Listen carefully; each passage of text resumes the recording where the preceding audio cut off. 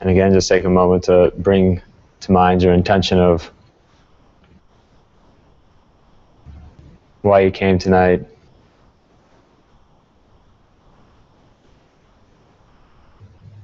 Again, try to make it new, almost like you're being born in each moment. So in this moment, it's not, there's no past, there's no history, there's no, you have no history of just coming here, and it's not just what you do on Monday nights. Each moment is a brand new decision. So why in this moment did you decide to come into this room? And then they call it beginner's mind. So as a beginner, that's when our intention is freshest. So try to bring that fresh intention again to why you decided to come tonight.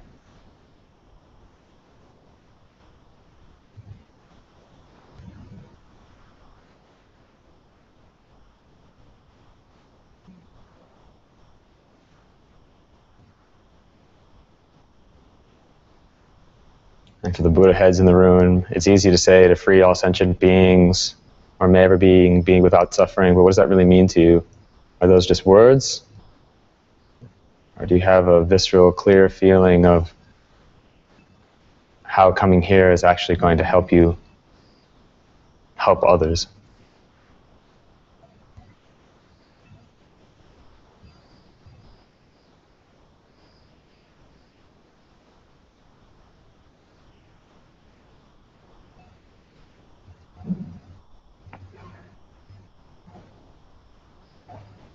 You can bring a little wisdom behind that intention and know that to the degree your intention is clear is the same degree to which this class can be helpful for you.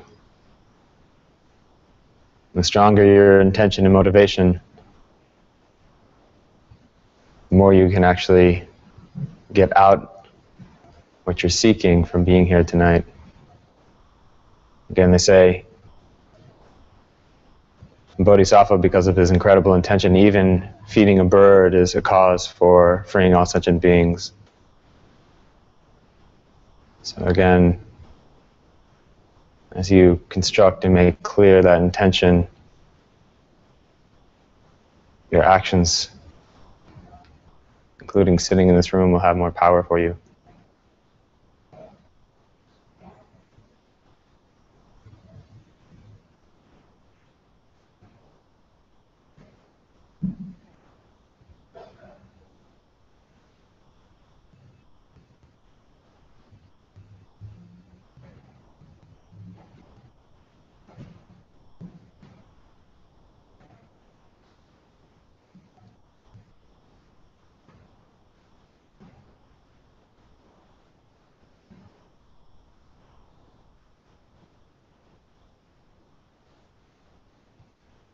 And once you've crafted that intention with a lot of love and care, made it crisp in your mind, kind of seed it, or let it take its asana, or just make it firm, make it steady, make it the foundation under which you're sitting in your actual physical space. Let it ground you in the room. Let it be your lens.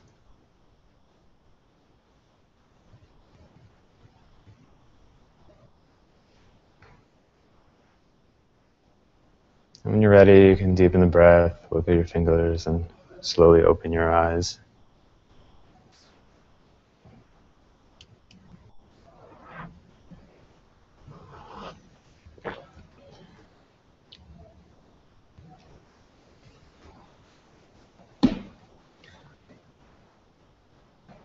Okay. Do you have any questions from last week before we get started? Anything that anybody wanted to address? No? Okay, good. So we had a great request from Peter. He asked if we could go over the schools in a little bit more detail. So I admittedly read it. You know, if there's any errors in there, please take it all with a grain of salt. Hi! So again, let's go. I think this is also really helpful because a lot of us, if you don't have a clear understanding, let me back up a little bit. This is ACI 15, right? This is the culminating course of all, you know, culminating in the sense because the last 3 are reviews, so the culminating course in terms of new content for all of the 18 course curriculum of ACI, right? So you don't necessarily have to take the courses in order, but it is true that this course does assume a little bit of knowledge about the other schools. You know, really what's going on in this course is that you've had these other schools and these other presentations, and Chittamatra, and talking about Chittamatra and ACI 15 is really about pointing out the differences between those schools and those different schools of thought. So if you don't have a context for what we're studying in this course, then it kind of is interesting, but it doesn't really, it's not as helpful as it could be. So again, I always encourage you to ask questions. I'm more interested, especially with the size of our group, making this more like a discussion than, you know, me just sitting here and throwing stuff at you. And again, like I say, I think that's going to help you make it more pertinent for you, and it's going to help you, you know, let it sink in a little bit more. So let's talk about, we're just going to go through this chart column by column.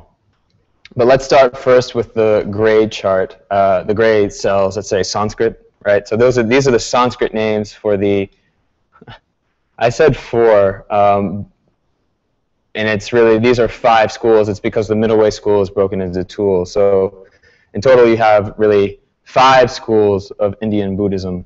First one you say is pronounced Vaibhashika, the second one is Sautrantika, then you have Chittamatra, and then you have Svatantrika, right? So it's Sautrantika and Svatantrika, right? So they sound very similar. And they say when you say it in Tibetan, it sounds exactly the same, so people get really confused. And then you have Prasankaga for the last one. So a little bit about these 5 schools. One, oh, I should have put the turnings on here. So if you want to make notes on that, we can do that too. So first off, I'm trying to think where I want to start. These schools are really, a lot of them, they're in retrospect from the Tibetan tradition, right? So you have 2,500 years of philosophical tradition in Buddhism, right? And a lot of people saying different things. So it's not that some of these divisions did exist, like Vaibhashika and Sautrantika and Chittamatra.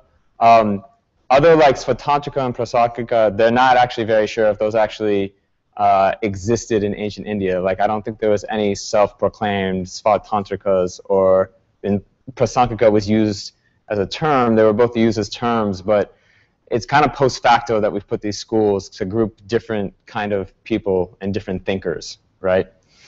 And so these are people looking back, and all these systems have been honed over the course of 2,500 years, and really, you know, honing out what is this school saying, what is the other school saying.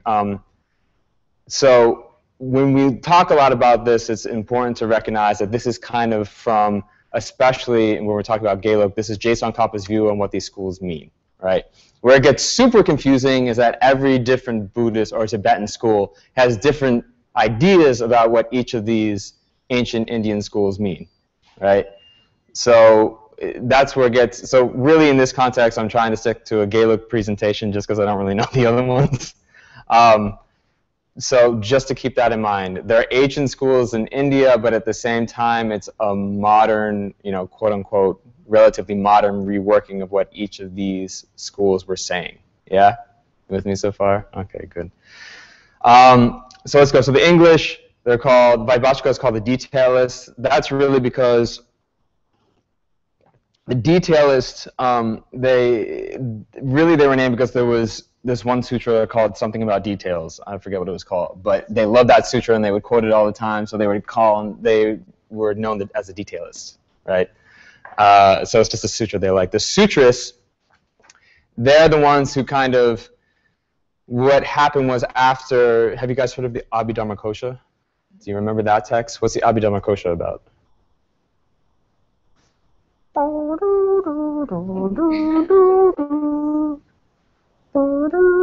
Where do we study Abhidharma Kosha? What course? Where you guys are taking courses? Oh. 3. No. Has to do with, I know you know. You can say it. Yeah, the question. Okay, and what's the content? Hell, yeah. So it's hell. Generally, you consider Abhidharma Kosha is about metaphysics. Physics, I mean, metaphysics and cosmology, right? So it's about, how the universe is formed, different levels of hell, all that fun stuff. Different levels of, I guess, what we would call heaven, but it's kind of a bad translation. So the sutras, what happened when the Abhidharma, which is this whole body of literature around that, they kind of rejected it. And they said, nah, let's just go back to basics. And so that's why they're called sutras, because they went back to the sutras, right? And obviously, so you can kind of see the name is not really, it doesn't point directly to what the philosophy is. So these different groups have different philosophies, but they're named for different reasons. Chittamatra, mind only is it has more to do with the philosophy. They say mind is the main thing. They were the ones who really departed and say, mind is the primary factor in experience and ontology and everything. It's mind that's making all this happen, right? It's not, mind is not just a component of reality, it's the main factor. Svatantrika, now this is part of lower middle way. So you'll see on where I say temporal, and we'll get into why I'm saying temporal. It's a bad heading, but best I could come up with. So you have two divisions of middle way, right? So when you talk about the four schools, you're talking about Vaibhashika, Sautrantika, Chittamatra, and middle way, which is in Sanskrit Madhyamika, right? Middle way breaks up to Svatantrika and Prasangika, right? Svatantrika are called the independent schools. This has to do with, and it relates to their philosophy, they think that there are such things as independent autonomous syllogisms. We can talk about what that means if you're really interested. Yes, Peter? Sorry, did you just say that there's four schools, Vaibhashika, Sautrantika, Chittamatra, and Mahayana? Middle way. I mean, Madhyamika? Madhyamika. Where's that in? So I didn't put, that's middle way. That's the middle way. So that's just, yeah, it's the bottom two. So Madhyamika breaks out into Svatantrika and Prasangika. The chart was just getting too big. I couldn't put it all in there. So when we talk about middle way, we're talking about Madhyamika, that's Svatantrika and Prasangika.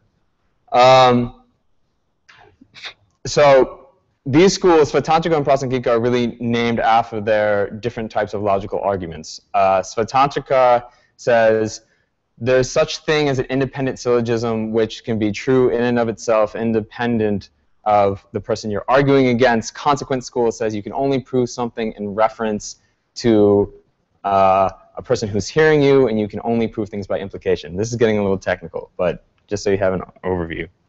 Okay. You with me so far? Have I lost you? So that's just a little background, just a big broad stroke of the schools. Okay. So this is not on here, but let's talk about the turnings. And I'm sure some of you can answer this. So in terms of these 5 schools under the Sanskrit category, which schools fall under the first turning?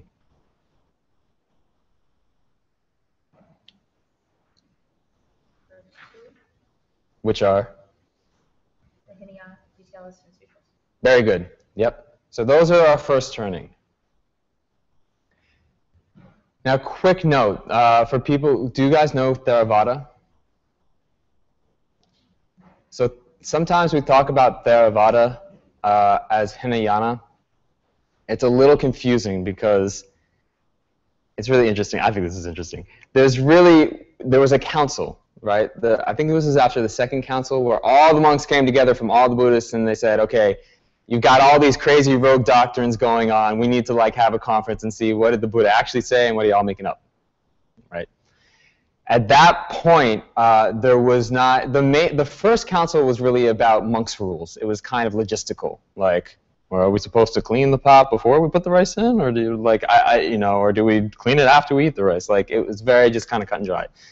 Second, I think it was second. I might be wrong. The second council, there was actually some real philosophical differences and divisions, right?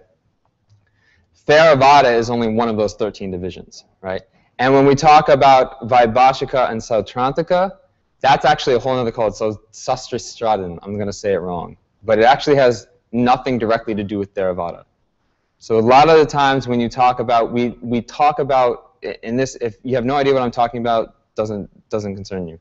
But Theravada monks are where we find in Burma and Thailand, right? Sometimes we get confused and we start talking about them as Vaibhashika or Sautrantika. It's actually kind of inaccurate because the Tibetan Buddhist is looking at a particular sect of these 13, the Sastistratans, and talking about their philosophical schools. So don't think by studying these stuff that we're getting an idea of what they study in Thailand and Burma. I don't actually know because it's not really covered in the kind of Tibetan curriculum, right? So that's just a side note if you care. Okay, second turning of the wheel. Who is in the second turning of the wheel? Yes, who involves who? Very good. So that's our second turning of the wheel, right? Third turning of the wheel. Who's in the third turning of the wheel? By process of elimination. Chittamatra, very good. So if you group that, if you look under that Sanskrit category, you have the first two are the first turning, Chittamatra is the third turning, and the last two are the second turning. We okay? Okay, good. Okay, now let's talk about this thing called functionalists. There's an easy way to understand this. I called it temporal, and this is why. So in Vaibhashika, Sautrantika, and Chittamatra, they say what functions is ultimately real. Whatever functions is what's ultimately real. Good. The functionalists. Yeah, which you can see are the first three of the five. They say whatever functions is ultimately real. What do we mean by that? So, literally, things that do things are things that are existing independent of you putting labels on them, of you conceptualizing them, of you thinking about them. For example, a sunrise, right? The sunrise is caused by, you know, the spinning of the Earth, and there happens to be a huge ball of gas out there that's flaming hot, and, you know, it's shadowed by the other side of the Earth at a certain point until it rotates, like, and then, you know, you see the sunrise, right? These are things that are happening out there. They're functioning. Those things, from these schools' point of view, those are happening independent of you. They're beyond you just putting concepts on things, right? Let's talk about this a little more. The reason I say it's temporal, right, is because they say the problem, mainly what they say in general, leave it outside, well, let's not even say that. Not even say that this is the problem. They say that often we think that things exist over time, right? Like when I think of Jed, I think Jed was a baby, you know, Jed was a teenager and got in some trouble, and then Jed got older, right? But I think there's this Jed, right? This entity Jed that's existing through time, right? I'm stretching this thing called Jed and laying it over a certain chunk of time, right? So they're going to say that, yeah, that's an illusion. But what does exist is in one moment of time, there is a fixed entity out there, right? If we just say, let's take away time, let's take away temporality, and just look at one sliver, one moment, one instant of time, right? They're going to say, okay, well, in that instant, there is something whole that exists out there as a solid object. Functionalists would say that because they're looking at emptiness. Chittamatra, that's a caveat, but primarily in that the fact that things change over time, right? They say you're taking a concept and stretching it over time, but if you were really to get it down into one moment, there is something there. that's whole and complete, right? So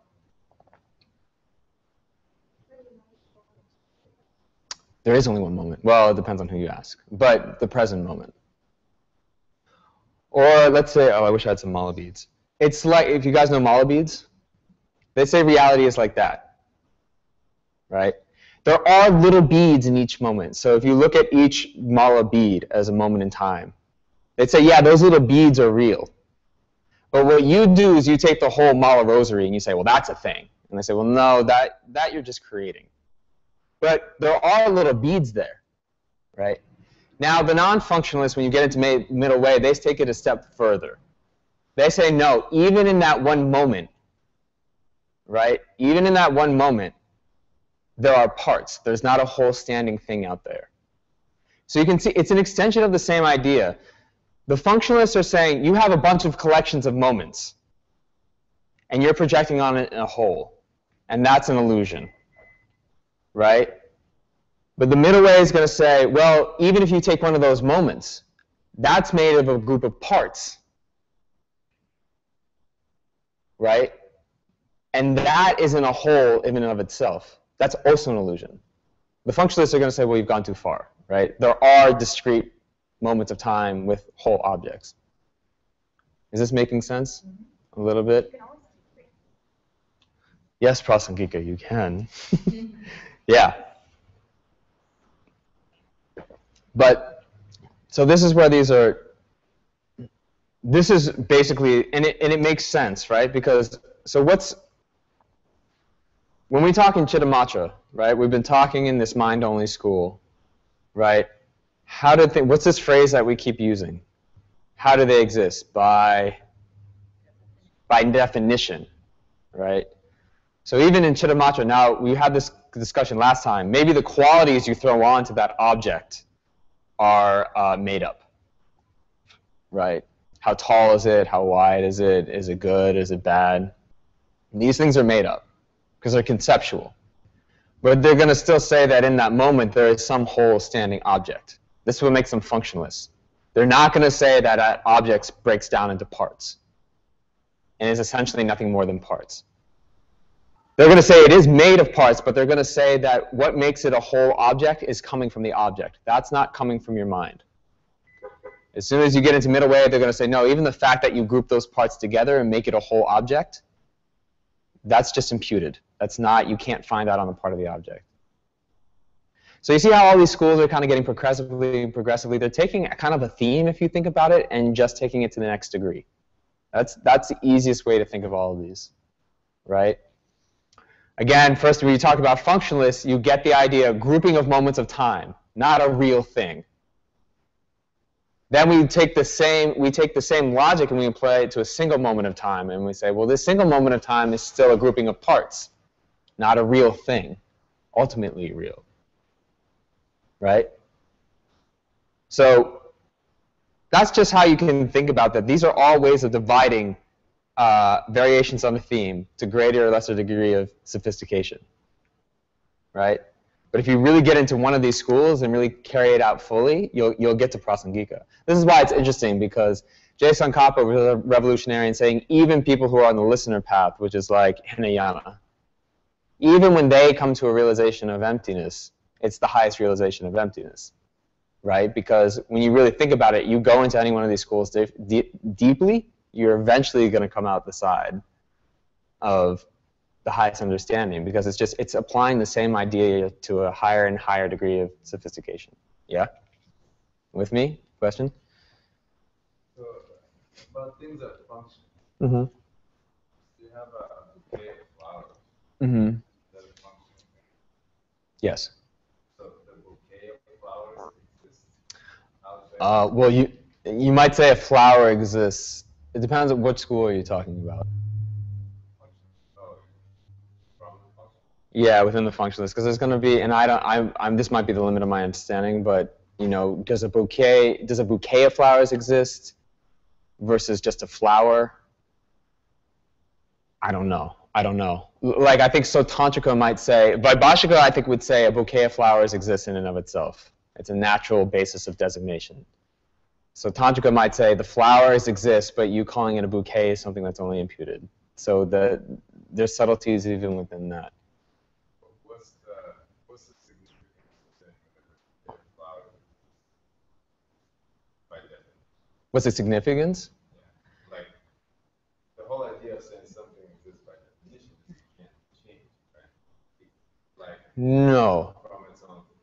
No, because in Chittamatra, Shenwangs exist by definition, but they're changing things. Exist by definition doesn't have to do with unchanging. Exist by definition means that you can find that you can find what you're looking for in the object itself. Right. So it does not change. It changes from its own set. The change occurs out there. Sure. Sure. Well, the bouquet of flowers,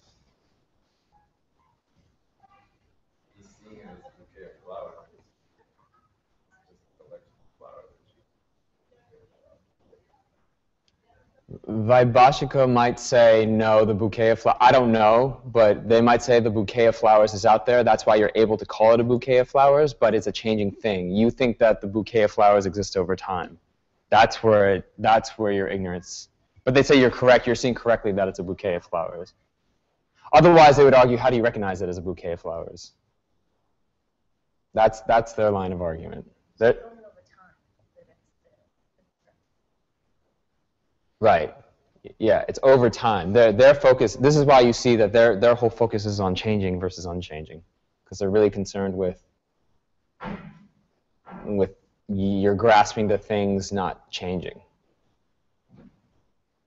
Isn't a bouquet always going to be a construct, though? Because there's no bouquet is always a name applied. So there's no bouquet. There's just if you say a flower, just by definition. But a bouquet is always going to be a construct. It's like a herd of deer. You know, there's no thing out there that's a herd. Yeah, I'm not sure about this, but I think Vaibhashika would say the very fact that you can call it a herd or a bouquet means that it's a natural, it's the technical term, I think, is a natural basis of designation. So they're not going to say these groupings are coming from your mind. They're saying there's a natural grouping there, and that's why you're able to call it a bouquet. If there was no bouquet out there, there's no way that you'd ever recognize a bouquet. Like they say, for example, why do you call this a bouquet, but why don't you have a name for this, this, this, and this? Because these are not a natural grouping, but this is a natural grouping. So in that school that you're talking about now, like, does any construct exist then? No, they're going to say things that are merely imputed. There's no such thing. They're going to say there's no such thing as things that are merely imputed. So Tantrika is going to say, yeah, well, you impute bouquet on a collection of existing things. That's imputed, but it still exists. Vaibhashika, my understanding, let me look at my chart here. Yeah, character is not merely. Yeah, there's nothing that's a character. There's nothing that's a thing out there that you're grouping it by your imputation. All groupings are natural bases of designation. I have another cheat sheet from prison. It's my secret weapon. Okay. Let's talk about vehicle.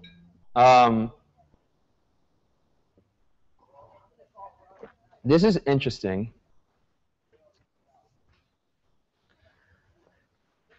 So I'll let you guys muse on this. So let's talk about Hinayana Mahayana. What is the definition primarily of Hinayana? What's possible in Hinayana and what's possible in Mahayana? What does Hinayana mean? What does Mahayana mean? Peter. The way I understood it was that Hinayana are those who want to achieve happiness in this lifetime and a better reading, a good reading. So they're sort of, to put it coarsely, they're just concerned about themselves. The Mahayana is concerned with achieving enlightenment so we can help others. Okay, good. So I think you had the scope and the vehicle mixed up. So Hinayana is concerned with nirvana, not just higher rebirth. So nirvana, again, is personal liberation. right? Mahayana is freeing all sentient beings, right? Now this is interesting. So here's the idea. Hinayana, you're basically saying, if you're saying that Mahayana isn't possible and you're Hinayanist, right? You're saying the best I can do is free myself. I can't really do much for other people. I can help other people, like in the way that we normally think about, but my practice is not going to directly go towards other people's enlightenment. You know, like when we sit here at the end of class, we always dedicate towards enlightenment of all beings. They're going to say like, well, that's a great sentiment, and that's going to help you towards personal liberation, but you can't directly affect other people's liberation like that, right? So Mahayana is the idea is taking on the possibility that by your enlightenment, you can actually help bring other beings to enlightenment. Now, here's what's interesting. Functionalists include Chittamatra, right? But Mahayana includes Chittamatra also. You see how, so the functionalists are the first three, but Mahayana is the last three. So why do you think that, what's weird about Chittamatra that it's both his functionalist school and a Mahayana school? Like what's the shift? What makes it still functionalist but makes it all of a sudden jump into Mahayana? Like why isn't it just a Hinayana school?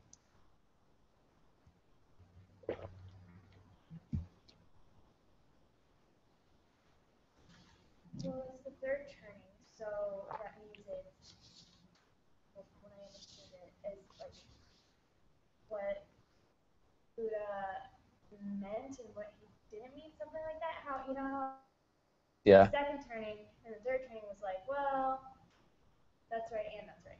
Yeah. Makes sense? Yes. Sorry, I don't know. No, that's good. Okay. So maybe that's one. But how does this, okay, so let's go into this idea. What did we talk about last time, this whole idea of qualities? Right? Qualities are not inherent in the object. So I'll give you, this is my understanding of it. In Hinayana, you recognize things are changing, right? And if you can come to terms with that change, you can be at peace. But there's not much you can really do about it. Shit's bad sometimes. Sometimes stuff's good, right? You don't have any control over that. But what you can do is learn to accept that flow of things and then be at peace. Now, do you see how that's automatically like there's a possibility for liberation, but there's not much possibility for changing things? It's like this acceptance of change, right? As soon as you get into Chittamatra, even though they're functionalists, they have this little added thing of, but the qualities of the objects are not in the objects. There's no good or bad out there, right? As soon as you get into this idea, because if we really get down to it, where does samsara exist? Say again? In our minds. Right, but how does this idea of quality make that idea possible? We make discernment whether something is good or bad. Exactly. As soon as you say the qualities are not coming from the object and they're coming from your mind, all of a sudden samsara is within you. And then Mahayana is possible because there's no samsara that's independent of your mind. So when you change your mind, it's possible to change the condition of other beings. You see this idea? So in every other school, it's good or bad out there. And the Hinayana school, it's good or bad out there. And the best you can do is personally make peace with it. Can't really do much about it. As soon as you get into Chittamatra, the good and bad is no longer out there. It's in you. And by extension, samsara is in you, right? All of a sudden, you've bobbed up to a Mahayana perspective because a lot more becomes possible. Yeah? Does that make sense? Kind of, sort of, maybe? Nobody's going to argue with me? No? Okay. Okay. That's a little too easy. Okay. Well, if Good. Chittamatra feels that decision of something is good or that coming from you? Why don't they just go to the next obvious step and say, well, everything's coming from objects and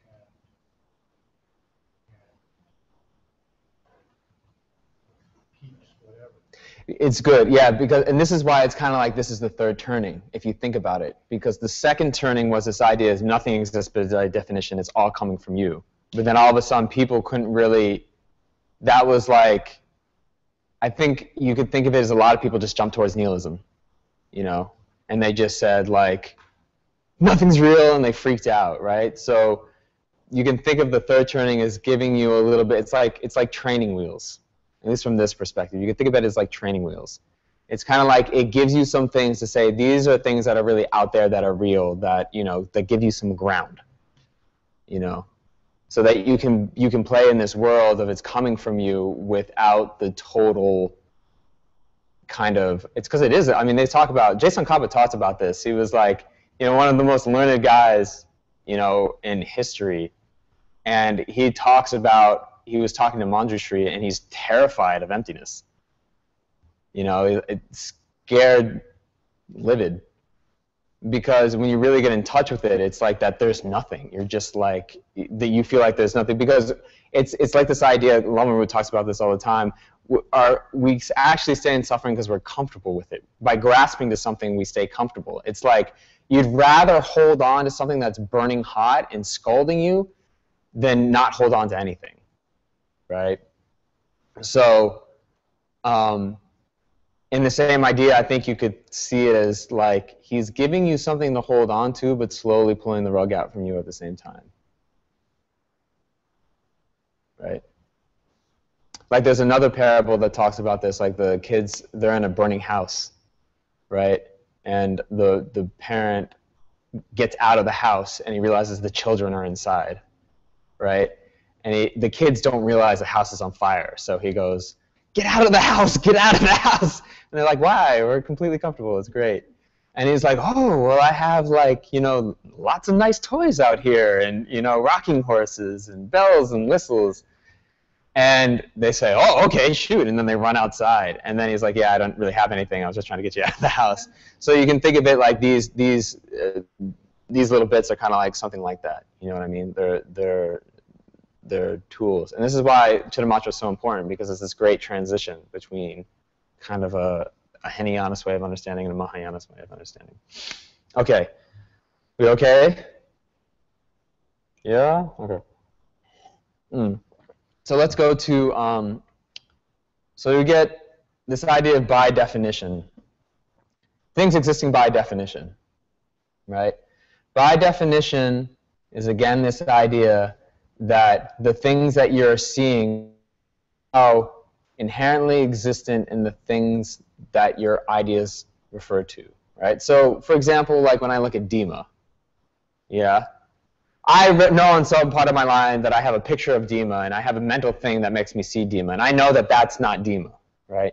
But I think this thing that's happening in my head refers to something real out there. I think that there's a Dima that pops up in my mind, and that refers to something that's actual, right?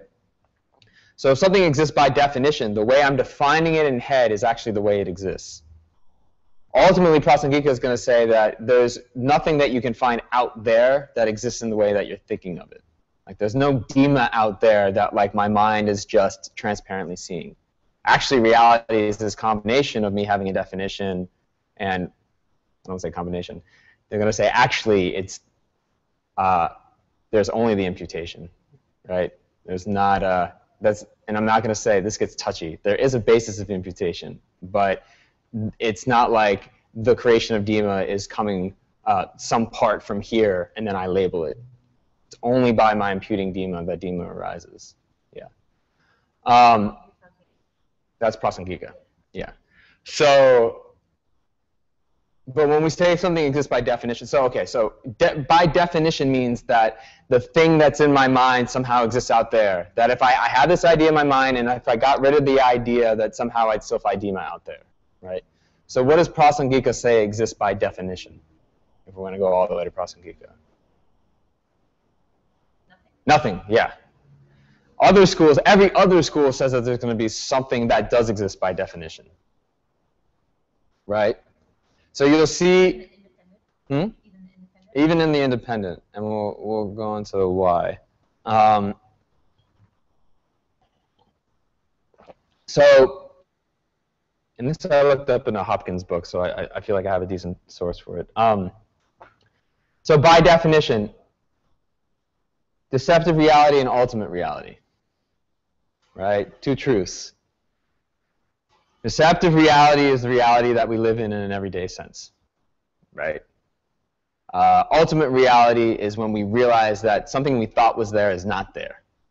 A very simple sense, right? So up until middle way, all the functionalist schools, they say that there's something that even ultimately out there exists by definition. Why? It makes sense on a functionalist school, because there's got to be something out there that's happening, right? If functional things exist ultimately, then there's something out there that exists independent of your mind, any way you're labeling it, where things are happening, right? There is a cosmic stage where atoms are bumping into each other and objects are interacting, right? And that happens independent of you. So they say, yeah, ultimately there are many things that exist by definition. They're not just coming from your mind. They're not just your way of interpreting. There are objects actually there. So, when you get into Svatantrika, they're also going to say, yes, there are things that exist by definition. In what sense? They argue, for example, that it's not merely coming in conventional reality. They're going to say it's not merely coming from your name or concepts, because they say if that were true, then I could look at my computer and say cat, and it would be a cat. That's their argument, right? So they say conventionally, there must be something out there that either makes it a good or a bad basis for labeling. I can't just call anything a cat, right? True, when something suggests itself as a cat and then I name it a cat, that's the only way it exists. I can't tease those things out. But it's not like it's just coming just from my concept. Because then I could be like, ooh, I want $50 million. $50 million, and it would appear, right? That's their reasoning. But they say ultimately, right, because we can't tease these things out, because we can't tease out the thing that exists by definition in the label, that they're interrelated, right? Then ultimately, in ultimate reality, nothing exists by definition. Why? Because, well, ultimate reality is an absence, right? Yes. Ultimate reality is emptiness. So they're saying that, like, think of it this way. Not all these schools use the word emptiness, but they say when you strip everything away, what's left, right? So when you look at ultimately, in these lower schools, when you strip away all of your ideas of things, and you strip away all your concepts, and you strip away the way that you're imputing things, these other schools, you say, yeah, there's something that exists by definition out there. There's something that exists the way that you're seeing it out there, right? Now, so Tantrika is going to say, in reality, in your just daily reality, it can't be clearly coming from your concepts, because then again, you could say whatever you want and anything would happen. But everything is a combination of these imputations and their basis. So when you take away this imputation, right, you can't get at just independently the thing that you're labeling onto. So they're going to say, well, when we strip that away, well, there's nothing left. This is what makes them the middle way school. You can't see anything without an imputation. But that doesn't mean in conventional reality that it's just an imputation. You see, this gets very subtle, right? This is the big difference between Svatantrika and Prasangika, right? Prasangika is going to say, well, no, the very fact that there is something that is a basis is because of your imputation. One doesn't come before the other. They're saying you've got it wrong. You think that there's a basis and then you label it. Actually, you can't talk about the basis before you had the label. So Tantrika is saying, oh, you have these two things that are interacting in conventional reality, and Prasangika says, no, you can't even tease them out that much, right? Is this just like blah, blah, blah, blah, blah, blah, blah, or does it kind of make sense? Like, does it, since you can't just say something is a cat and then it's a cat, so that's not how it works. So, like, what is the other, you said it's not just your mind, but what's the other part of it then, if it's not just your mind? What's the other part? In which school? Prasangika. In Prasangika, they're going to say, like, you can't ever talk about just imputation. As soon as you say imputation, you're implying a basis of imputation. So they co-arise. What's the two? I mean, imputation and what else? The basis of imputation, the thing that you're labeling. The object. So they're going to say, well, as soon as you impute something, there's already a basis. So it's impossible to see something first and then call it something else. Like, that's just not a possibility, because that's assuming, oh, well, there's a basis that arises and then you throw something on it. And they're saying it's not a 1-2. They co-arise. So the idea of seeing something like, I can't see this and then just call it something else because there's no thing out there to call a different name. Yeah? Question? Co-arising, is that Mahayana? Well, Mahayana, remember, it also includes Chittamatra. Yeah, does that include middle way? That includes middle way. No, okay. No, the co-arising, no. That's good. So think of it this way. In mind only, in Prasangika, we're going to say in one moment they're completely intertangled, right? They're co-arise. But in mind only, you're going to say they come from the same seed. But then once they flower, right, the basis of imputation and the imputer are distinct things. The basis of imputation actually exists out here, right? They can't come from independent sources. They'll say that's ignorance. But there is a definitive, by definition, reality that's separate from your perception. This is why they needed to pose an extra consciousness, actually. Because they say there's a sixth consciousness that's creating both the object and the perceiver. Because they're saying, well, the perceiver is actually something distinct from this thing. Right? What we normally think of as mind is actually separate. Yeah. What makes the base? Like, where does the base come from? In which school? Prasangika. Prasangika? It depends on what you're asking, because you can't ever find a base that's independent of an imputation. Yeah, because they have to co-arise, but I mean, why is it not an imputation then if it comes from your mind? If the base comes from your mind, like where does it doesn't come from, the base doesn't come from your mind. Where does it come from? It's just $50 million now that I like imputate. Well, this is the ignorance, right? Because you're thinking, well, it must have its own set of causes. You're trying to figure out how does it come independent of a base of imputation. And you see, this is a cliff. This is how you can describe the two cliffs. If you think that it must have its own set of causes, the basis of imputation, you're into eternalism. Because you're saying the shit that's happening out there, independent of my imputation, and yada, yada, yada, right? If you say, well, it's just all my imputation, then you've gone into nihilism. So this is the difficulty of it, because you can't tease these things out.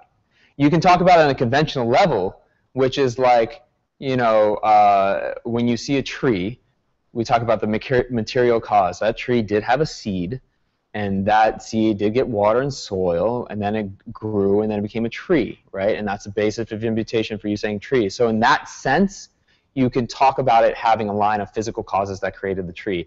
But it's not like those line of physical causes are independent of your imputation, right? On something like Sautrantika, it would be. You just have two independent train tracks. Physical cause, physical cause, physical cause, mental cause, mental cause, mental cause. Sometimes they meet up. Yeah. Where essentially they're not interdependent. So it's circumstantial then, where the base, I mean, I know that the base, you can't have the base without the imputation, I know that, but like as far as like it's going and growing, like it's circumstantial as to what you're talking about, I guess, as to where the base comes from, so along with the imputation that goes along with the base. Yeah, well, circumstantial in the sense that everything has its own set of causes. Like, you have to think about it, everything has a complex, very interconnected nexus of causes, right? There's karma, there's physical things, this is where we back into the 5 niyamas that we were talking about before. There's a whole nexus of causes that create reality. But they're all interdependent. Did you want to? I'm not clear on the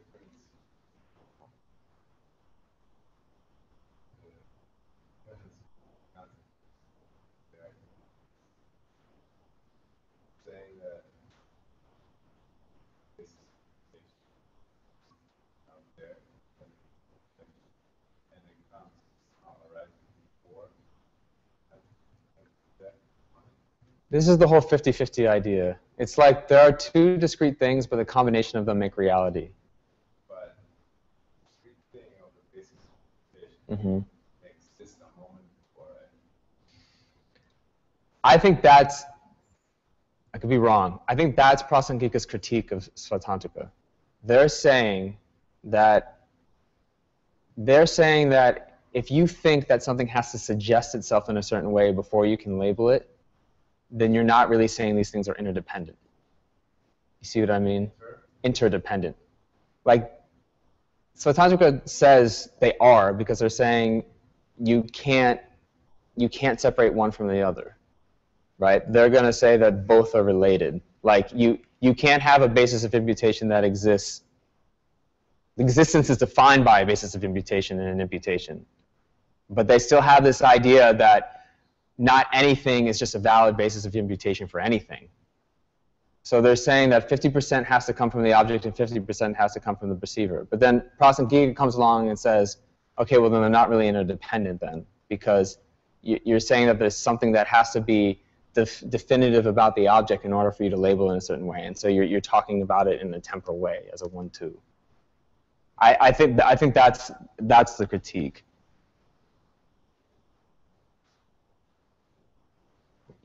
Yeah? Okay. Okay, let's go to this last column then before we take a break. So this gets into the 6 flavors of emptiness. So this is Mahamudra. This comes from Mahamudra, right? I think you told me that. Yeah? So this is the Mahamudra meditations. Okay, gotcha. Okay. Right, so this is a Mahamudra meditation, which is basically, you can see that these are all progressive, right? So when you do them in a meditation, it's supposed to be getting to more subtle levels of emptiness, right?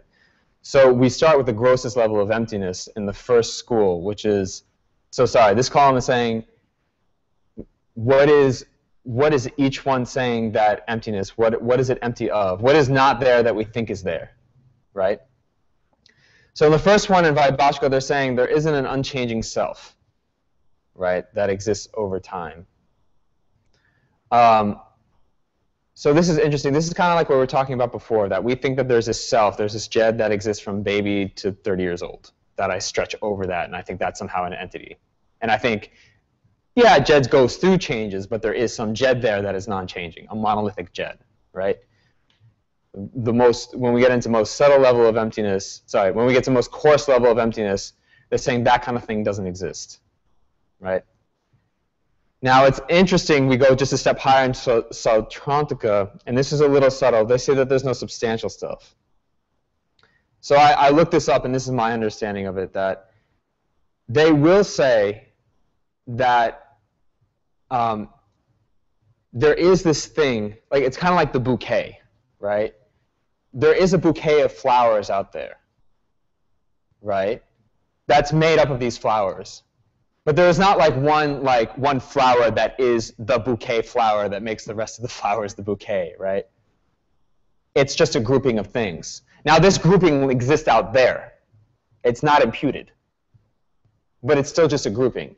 But you'll see that this is a step more subtle. So they're saying the self is empty in this way. They're saying you think that there, even in just a moment of time, you think that there's some person that's driving all these parts of you. They say the 5 aggregates, but we can just simply say the body and mind. You think that there's some Jed that has a body and has a mind, right? And they're going to say, no, you're empty of that kind of self. Your self is just a grouping of your body and mind. Now, again, this is not Svatantrika, because Svatantrika is going to say, well, you're just parts.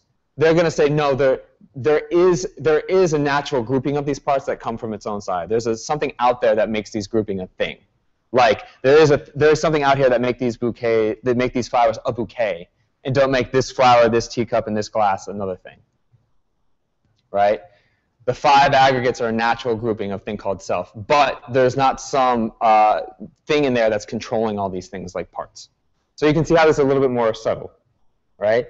On the first level, it's not like you have an unchanging self. A little bit more subtle, there's not some driver. There's not some Captain Kirk, like Mama likes to say. There's not some controller up there that's just moving all these, you know, bodies and parts around. You with me?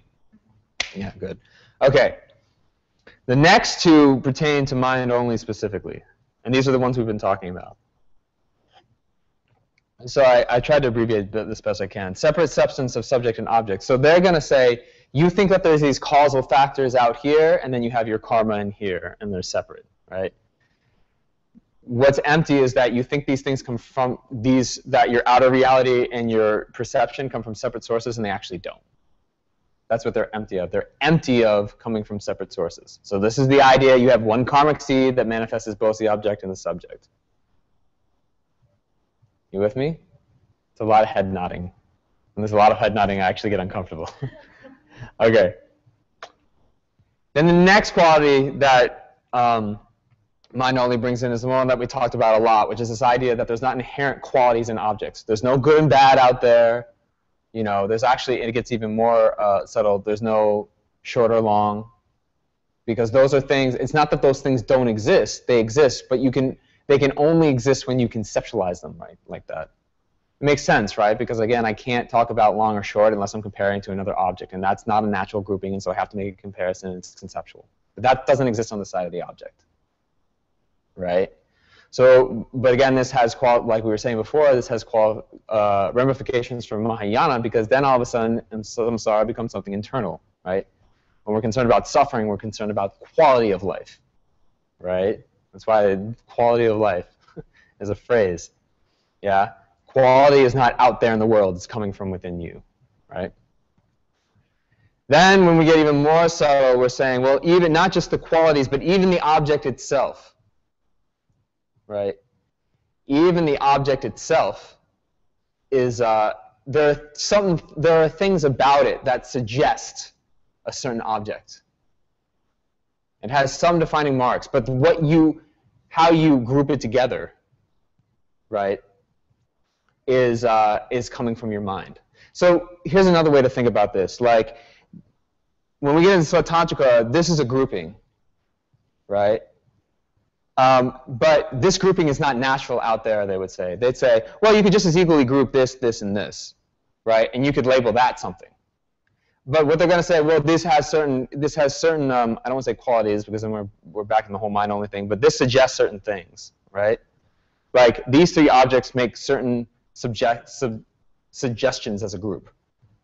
And that even gives them either a valid or invalid way of labeling them, right? So if I saw like a rose and these two things, I couldn't be like, time machine, right? Because it just doesn't suggest time machine. But you can see it's almost like dividing out the pie.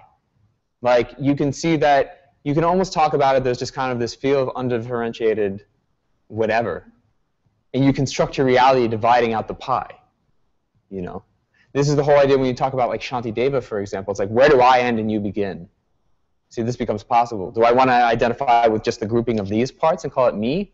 Or do I want to expand my vision of humanity and say everybody in this room is part of me, right? Again, it's this idea that there's things suggesting on the side out there, but I don't have to stop and end me with here. There's a whole new reality I can take on by expanding what I'm labeling, which parts I'm labeling, right? So I love how Geshe Michael talks about this, because it's like, still up until this point, though, there's some shit out there that you have to deal with, right? Like, there's some residue of something unchangeable. Like, there's something you have to cope with. That's how he talks about it. I think exactly he says, there's some shit you have to put up with, right? In the lowest school, it's like, well, nothing is permanent, nothing is going to be bad always, but I have to learn how to ride the tide, you know. Second school, it's like, well, good, my parts are, there's not some way that I am. You know, that's not also in flux. There's not some me that I'm stuck with. That's changeable. But still, I got to learn how to change things, and there's something I kind of have to deal with, and, you know, I have to learn how to change myself, right? Then when we get to this big lip in Shittamatra, we say, okay, well, everything is under control of my actions. Everything comes from my karma, right? but I still gotta wait, you know what I mean? Like, everything's coming my karma. Once it flowers, it's there. I can't do anything about it. So something arises, and I can say, oh, if I put in the causes, this will be different in the future. But it sure as heck sucks. It sucks now. There's nothing I can really do about that, right? Even in this idea of inherent qualities, there's certain things I can change, like, oh, I don't have to suffer about this. You know what I mean? Like, possibly I could feel good about this. It's not inherently bad. But again, that doesn't leave you much wiggle room when somebody's drilling into your tooth. The idea that you could see it differently.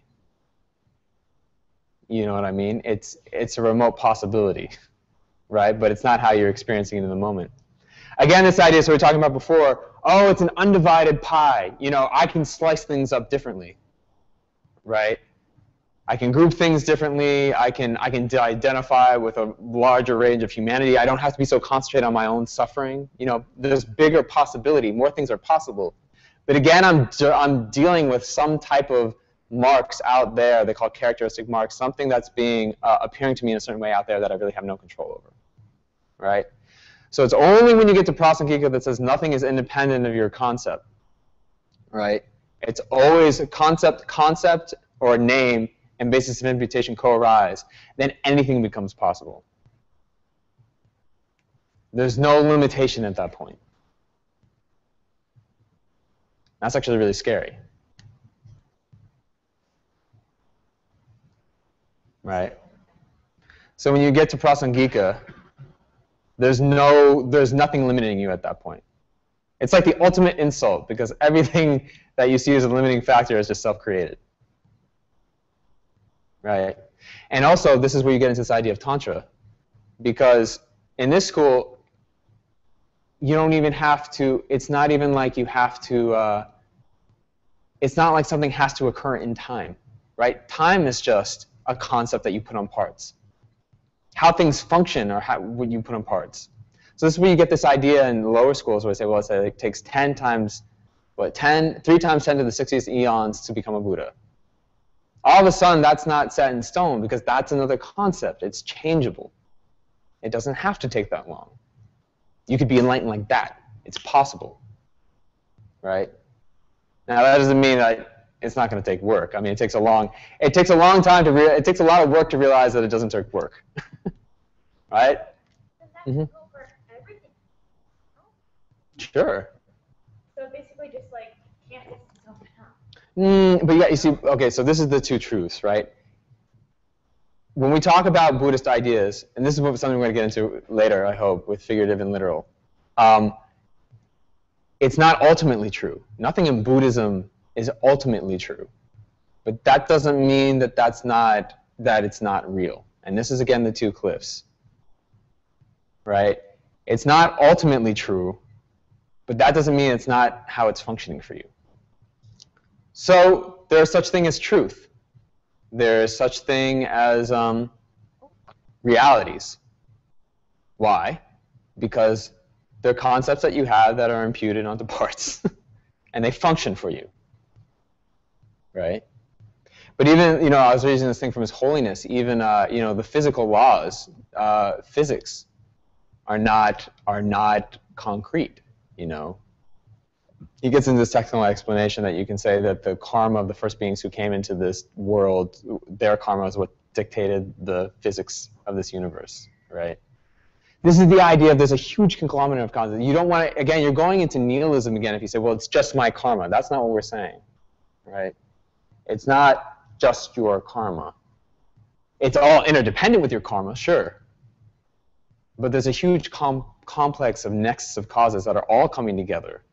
And the fact is that none of these things are the fundamental reason for why the things are the way they are. That's its emptiness.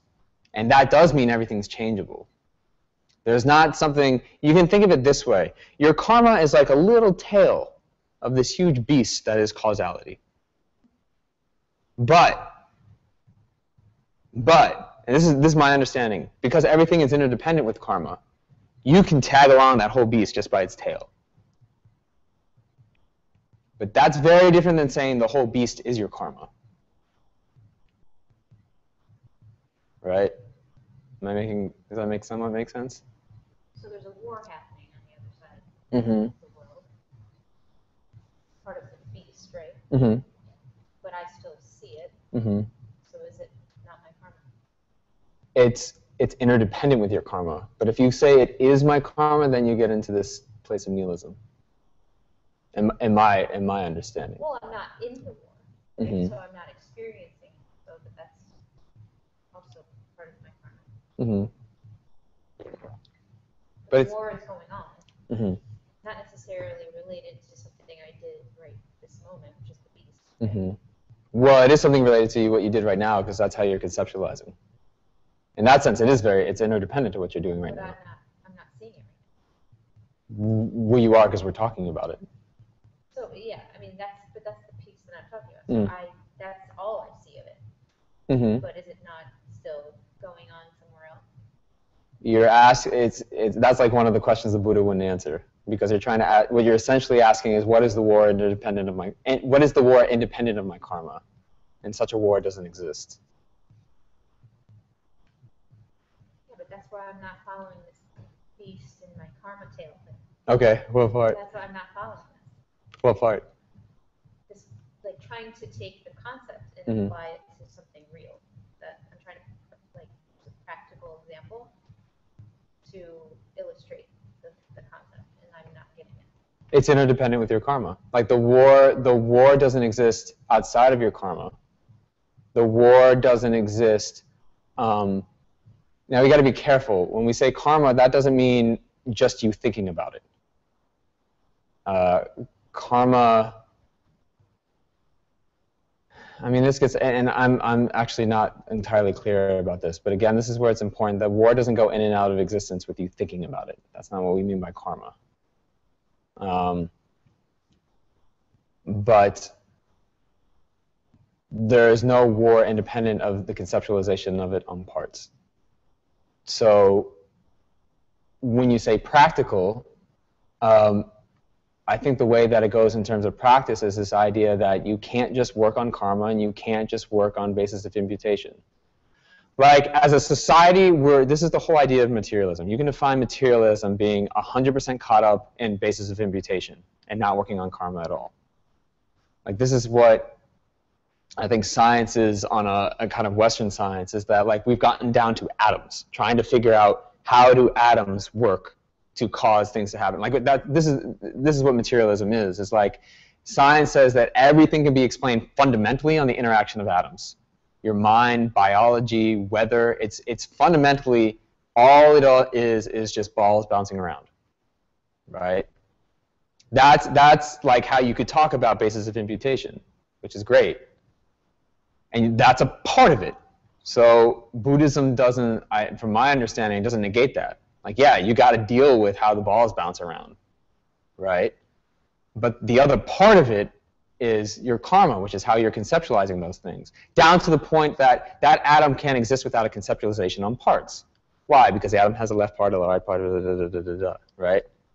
So in terms of practice, this is why they always talk about, from my understanding, causes and conditions, right? The way it turns into practice, and maybe this is just for our own mind, because everything is causes and conditions. You can't really work on just one or the other. But you do both. You give money to the relief fund in Syria, you know. You do all the things that we've been inundated with in our culture that kind of know what it means to help, but essentially feel lacking because we feel like, you know, it's just a drop in an ocean. But then the part where there's hope is this idea of karma, because it's all also interdependent with your karma. And you can't tease them out. When you help the kids, you know, in Syria, when you contribute to a war relief effort, that's affecting your karma, and it changes things. When you affect your karma, you're also going to see the conditions change, and you're going to see reality change out there too. So it's kind of like you can get at it in different routes, but it's always going to involve karma and basis of imputation. And so as soon as we say, like, well, you know, which is it? Then we've gone into this place of self-existence. Is it fundamentally basis of imputation, or is it fundamentally my karma? And that's just an ill-formed question. Does that kind of make sense? Does that help? I have a question. Mm-hmm.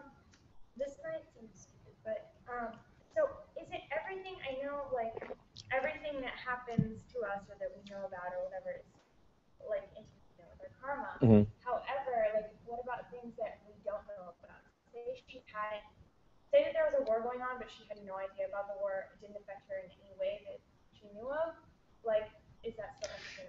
It's a hard question. I mean, the best understanding I have of it is we have the karma to have things, like this is why I'm like jumping all over the place. This is where omniscience gets possible in my mind. Because right now we just have the karma to have things exist that we don't know about. That's all that means. And they exist. We have the karma that there are things exist that we don't know about. And that's what it means. We have the karma that things don't, I mean, that's just how they exist. We have the karma to function in reality where things don't just pop in and out of existence based on our thinking about them. So it's just the whole sentence, a war that I didn't know about that's happening. That's the concept on a basis of parts. And the basis of parts could be the information that you get about the war, I guess. I don't know how to, but you see, it's not just, you can't constrict karma to just how I'm thinking about it. It's like the way that you see the world is your karma. And that includes things existing without you knowing about them. But then you can see how omniscience is possible, because maybe all omniscience is getting rid of the karma of things existing without you knowing about them. Because that's just a karma. It's just a karma to have the type of mind where you have things that exist that you don't know about. But it's not like they fundamentally exist without you knowing about them. But that's me going, I'm not getting that from any authority. That's just my best understanding. I also have two other questions. What was it, the one that said that the bouquet of flowers, like, or that flower did not go with the cup and the glass because of the suggestion, because it was better that it went with flowers? Does that make sense?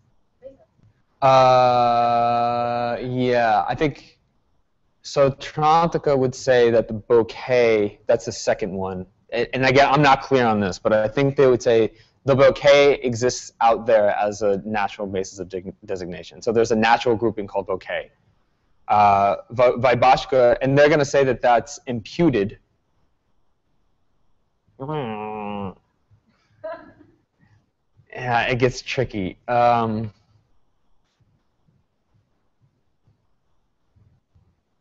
Yeah, I think so. Trantika would say there is. Vaibhashika says nothing is imputed. Like, Vaibhashika is going to say you just see the world as it is. They don't get into the whole mind thing. It's just like the way you see it is the way it is.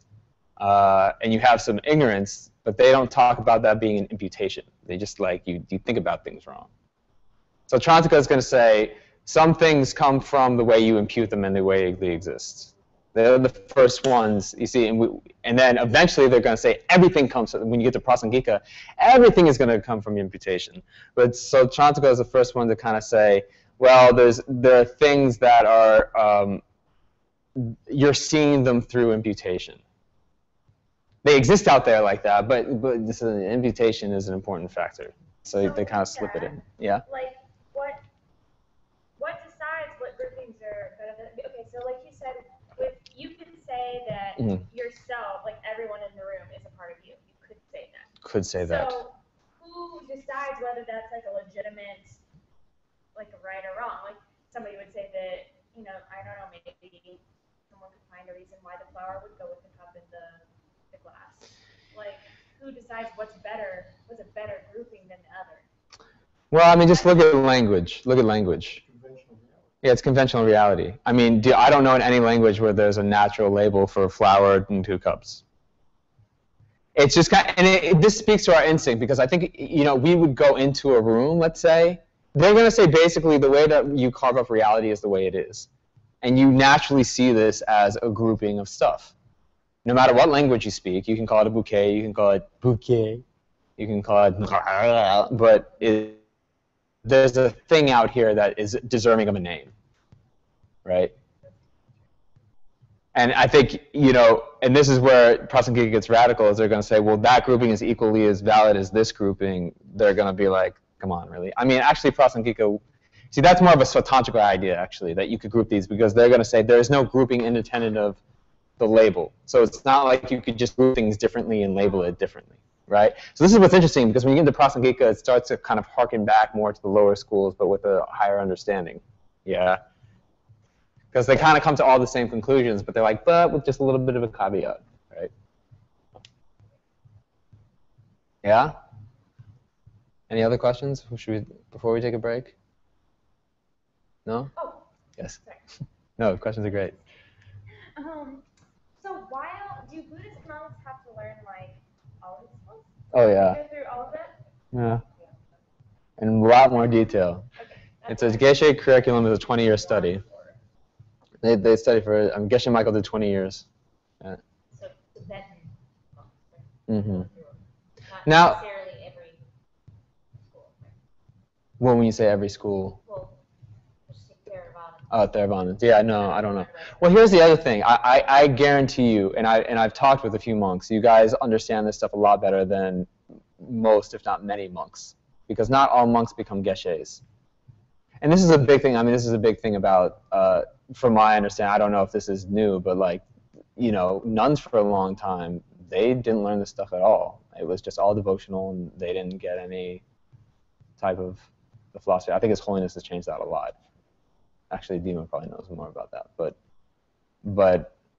don't sell yourself short either, because not, you know, Geshe Michael talks about this. It was like 20 people in his starting class, and like maybe 3 or 4 of them became geshes. And a lot of very revered lamas are not geshes. It's also not like you're not qualified. Like, it's just kind of like getting your PhD. You know what I mean? Like, some people are very learned and never got a PhD.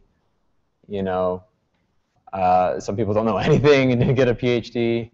But usually people who are PhDs know something, right? So, yeah, it's not like not all Tibetan monks are getting geshes or. And it's actually interesting, not to prolong on this, but when I was talking to one monk, he was talking about he really appreciates. He was a monk that was in a monastery in South India, but he was staying in Maryland to get a Western education because His Holiness sponsored monks to have a college education, and in addition to the monastic studies. And he was like, you know, I really appreciate the Western. I asked him, like, well, would you learn a lot from being here? And he said, I learned a lot about education and pedagogy. And he's like, I think we can learn a lot because in the West, you guys are really promoted to critically think and analyze. And he said, in the monastery, it's a lot about rote memorization, and it's a lot about, you know, recitation. And he's like, you know, he was saying, I think there's a lot in that we could take away from. So, long way of saying, don't sell yourself short. You know what I mean? But there's also a lot more to go to. Middle way. Okay, let's take a 5-minute break.